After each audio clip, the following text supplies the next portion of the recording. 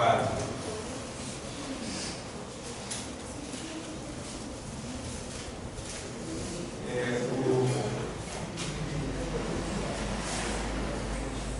O 33, que é o começo, diz assim: e quando chegaram ao lugar chamado Caveira, que é chamado, traduzido por Gólgota,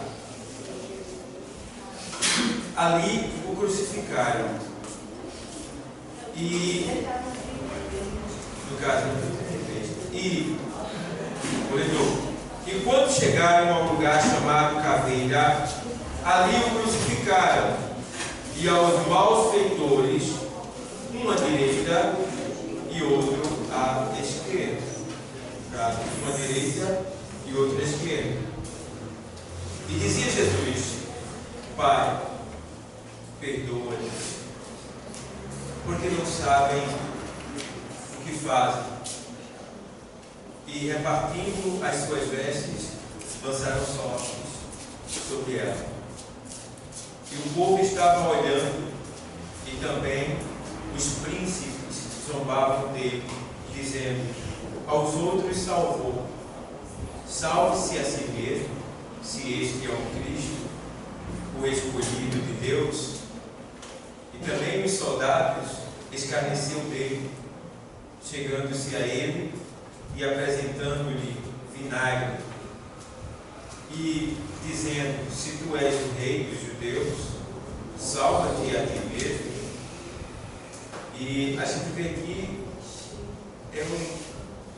uma quantidade imensa de deboche, de desprezo, de humilhação, de escárnio. A gente vê aqui também a cegueira do mundo imperando, porque ele estava pregado, e quem estava olhando pela carne entendia que ele era um pobre coitado, coitadinho, salvou os outros e não pode salvar a si mesmo.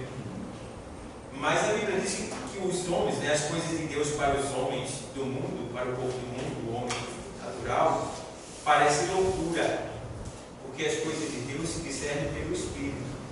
Então, aqui a gente vê que, nesse momento, Jesus ele criou uma das maiores armadilhas do mundo. A armadilha para matar a morte. A morte não mata, né? Ele diz assim: vou criar uma armadilha e vou matar ela. Glória! Qual foi a armadilha?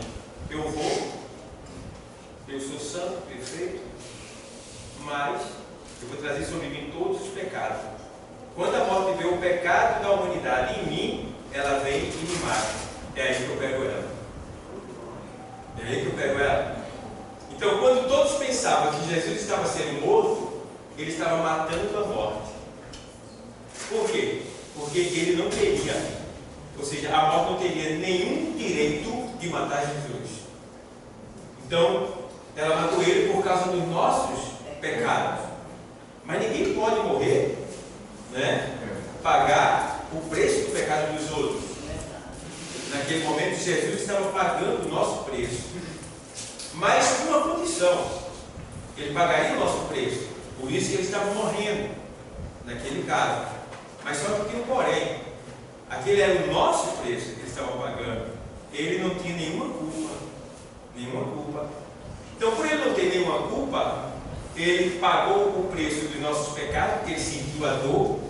Em dor, ele desceu até o inferno, sentiu a maior dor que o ser humano pode sentir. Jesus sentiu.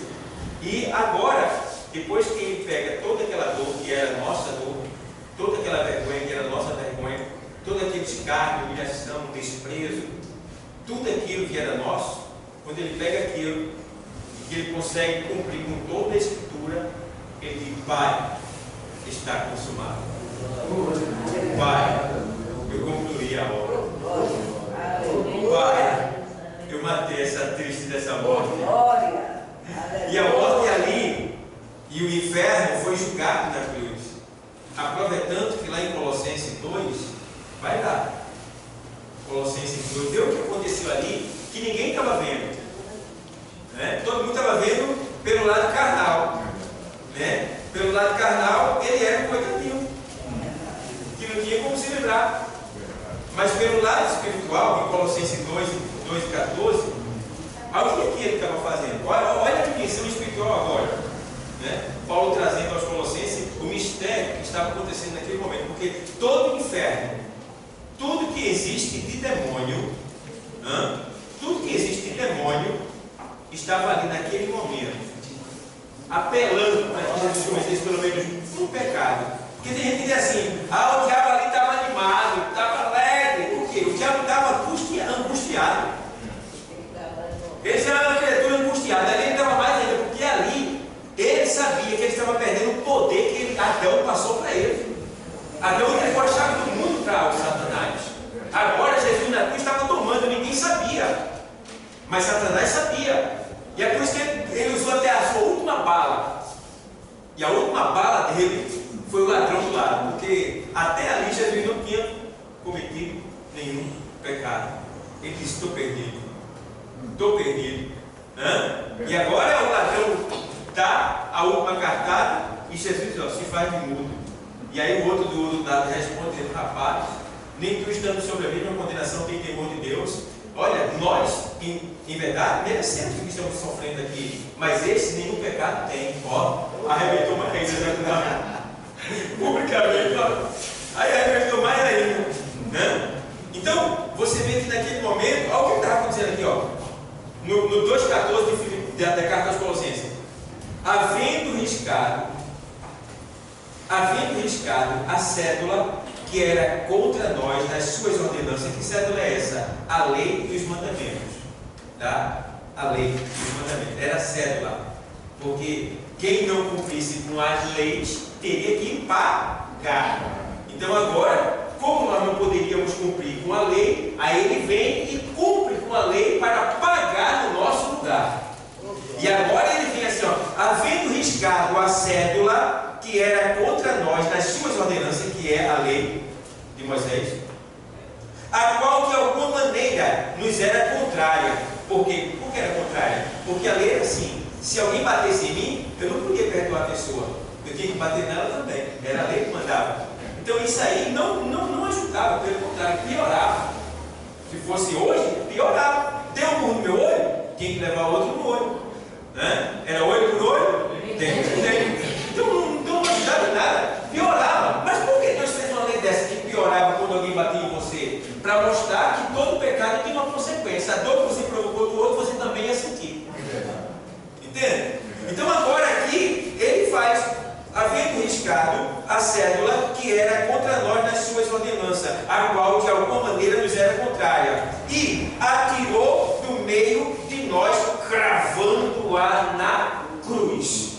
Ou seja, ali cumpriu tudo, pegou toda a lei, cumpriu com toda a lei, 613 ordenanças, 10 mandamentos e 603 ordenanças extraídas dos 10 mandamentos. Não era fácil, mas as 613 ele cumpriu com todas elas. Todas elas. E ali agora ele crava na cruz essa cédula. Está aqui, o preço. Meu sangue, paguei. E agora vê o que acontece. E despojando os principados. Quem é os principados? O que é despojo? Despojo é quando alguém vai para uma guerra, uma nação vai lutar com outra nação, e ela mata os soldados das outras nações. Então eles ficam mortos, porque os soldados, quando ele ia para a guerra, eles levavam riquezas, levavam bens. Então quando eles morriam, o que era deles ficava para a nação que venceu. Entende? Então Jesus, ele estava na guerra. Ele estava na guerra. E qual era os bens do adversário de Jesus? Qual era os bens do adversário de Jesus? Que estavam no poder dele? A gente, as almas. Isso era o bem do inimigo de Cristo naquele momento. E aí agora Jesus vai, olha, aí fazendo, e despojando os principados. Ou seja, Jesus pegou tudo que o diabo tinha, mas pegou tudo mesmo assim, tudo, tomou tudo, todo o poder que ele tinha, o Senhor tomou ali, despojou.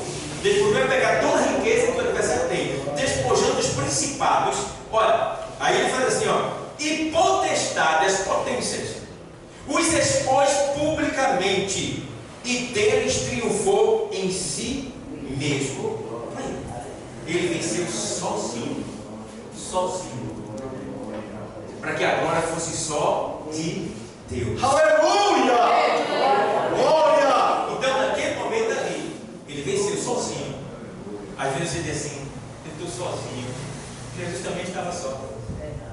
Né? Eu estou me sentindo tão fraco. Ele sentiu essa fraqueza também. Ele era homem. Ah, meu Deus, quanta dor. Ele sentiu dor também. Oh, Jesus. E a vergonha, ele também sentiu vergonha.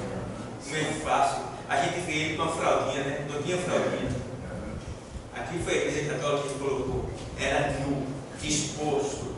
Não tinha vergonha maior para o homem ser exposto publicamente. Você vê que os orientais, eles não tiram nem a camisa. Eles são bem vestidos. Eles não ficam nus. Não ficam nus. Jamais. Na guerra dos Estados Unidos com o Iraque, uma das maiores desonras foi fazer os iraquianos ficarem, porque eles são descendentes de Abraão também, ficarem nus e sair. Isso aí causou uma ira tão grande. Eles tinham ódio dos Estados Unidos, porque o homem jamais tira a camisa, até porque o corpo é o templo morada do Espírito Santo. Se você é crente, é homem, não fique andando por aí desfilando sem camisa, não, porque você está todo errado. O sacerdote não anda nu. Se ele anda nu é porque ele está em pecado. Isaías andou nu, não foi nu, despido publicamente, todo o seu corpo. Era a túnica que ele tinha de sacerdote, ele andou sem ela, então ele andou nu por 3 anos e meio. Então, você que é crente, não fica andando por aí sem roupa, não, tenha vergonha na cara. Entendeu? Isso é para mim, é para você. O sacerdote, ele tem que estar vestido, e nós somos sacerdotes, todos nós. Crente de bermudinha, tenha vergonha na cara, pode uma bermuda mais decente abaixo do joelho, pode usar bermuda, pode mais abaixo do joelho. Tá? Paulo está mostrando as tuas carnes, despertar uma cobiça lá fora, e aí depois vai dizer: estou sendo tentado. Tu é que está entrando na tentação.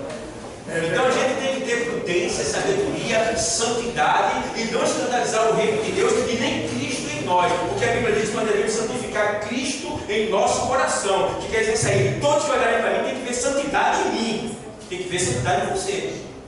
Santidade nas suas vestes, na sua forma de falar, no seu celular, no seu carro, na sua vida, nos seus filhos, na sua casa, em todo canto da sua vida tem que haver santidade. Então, entende bem.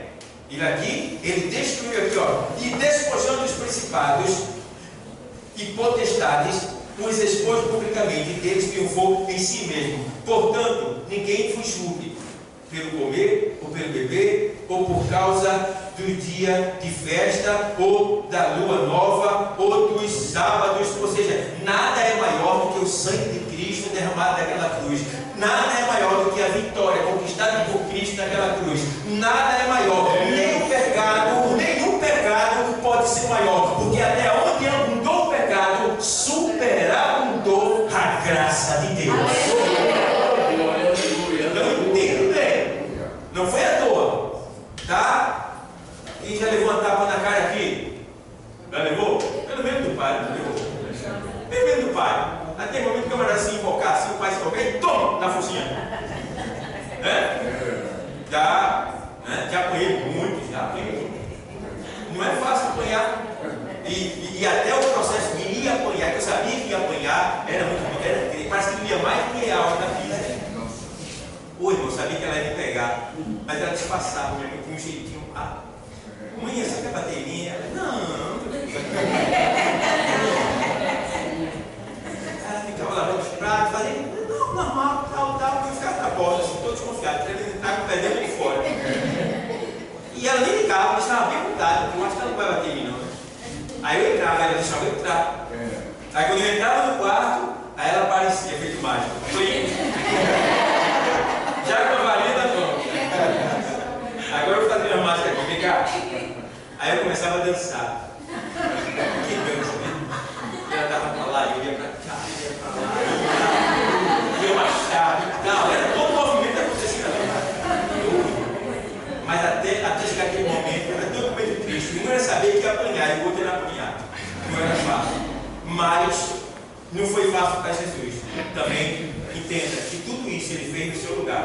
Então, se você não quiser passar por situação extrema como a de Jesus, seja fiel, seja santo, se dedique mais, sofra mais as consequências como bom soldado, lute para ser fiel a Cristo, porque ele merece, porque ele foi fiel a gente, ele é fiel a nós. Então, que Deus continue abençoando. Amém. Oh, glória.